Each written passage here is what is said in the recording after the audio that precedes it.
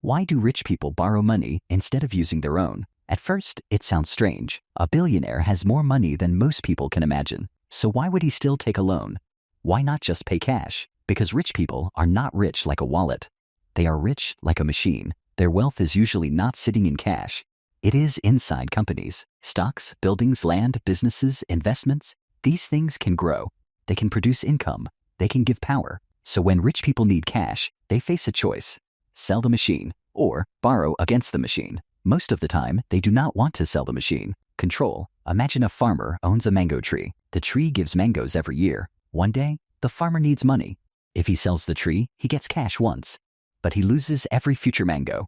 If he borrows against the tree, he gets cash today, and he still owns the tree tomorrow. That is the rich person's logic. Do not sell the thing that keeps making you rich. Ownership.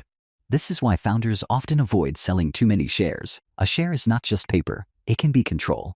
It can be voting power. It can be future wealth. It can be the key to the whole company. If a founder sells too much, he may get money, but he loses part of the engine. Elon Musk is a famous example of this idea. A huge part of his wealth has been connected to Tesla shares. Those shares are valuable because they represent ownership. When someone like Musk needs large financing, shares can become collateral.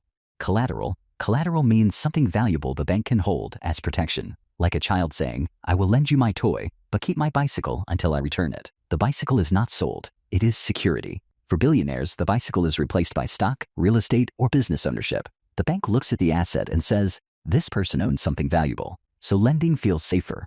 That is why rich people often borrow more easily than ordinary people. Access. A normal person may go to the bank with only a salary. A rich person may go with shares, buildings, land, and businesses. The bank sees backup. The bank sees safety. The bank sees something it can claim if the loan fails, so the rich person can sometimes get cheaper money. That sounds unfair, but to the bank, it is simple risk math. Taxes. This is another big reason. If a rich person sells stock that has grown a lot, the sale can create a taxable gain, but borrowing is different.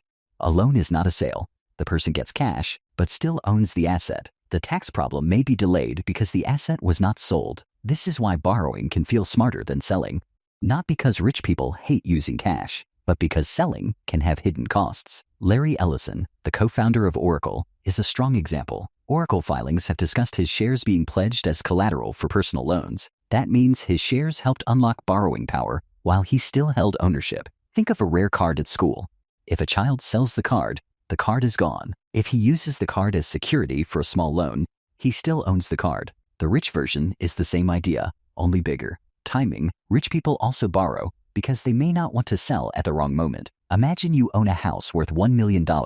Suddenly, the market becomes scared. Buyers offer less. But you need money today. If you sell the house during fear, you may accept a bad price. If you borrow against it, you get cash and wait. The same logic works with stocks. A founder may believe his company will be worth more later. Selling today may feel like cutting a fruit tree in winter. Borrowing gives time. Growth. If the asset keeps growing, the rich person still benefits. This is the powerful part. They use borrowed cash today, but their asset may keep rising tomorrow. Imagine your mango tree becomes bigger every year.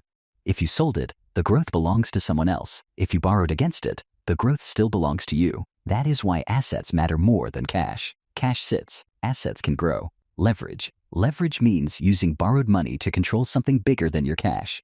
Used badly, it is dangerous. Used carefully, it can increase power. A person with one house may borrow to buy another house. A business may borrow to build more stores. A wealthy investor may borrow without selling his strongest asset. But leverage is not magic. Risk. If the asset falls, the lender can become nervous. If stock drops too much, the bank may demand more collateral.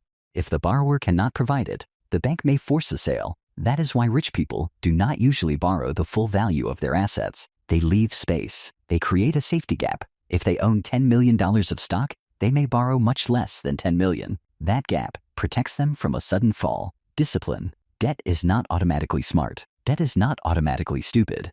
Debt depends on what it is used for. Poor debt often buys things that disappear. A vacation ends. A phone gets old. A luxury car loses value. But the debt remains. Rich debt often protects or grows things that remain. A building can collect rent. A company can earn profit.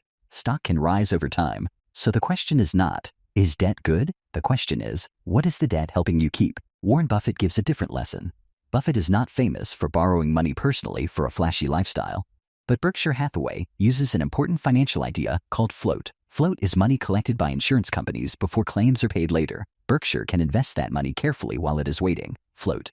This teaches a simple idea. Money that is not fully yours can still become useful if you manage it safely. That is not the same as reckless borrowing.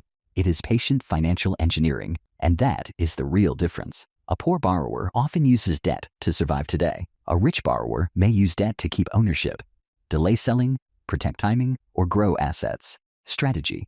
This is why a billionaire can look rich and still borrow. He is not saying, I have no wealth. He is saying, my wealth is working. If he pulls too much money out, the machine becomes smaller. If he borrows against the machine can keep running. Simple. Imagine a child owns a golden goose. The goose lays golden eggs.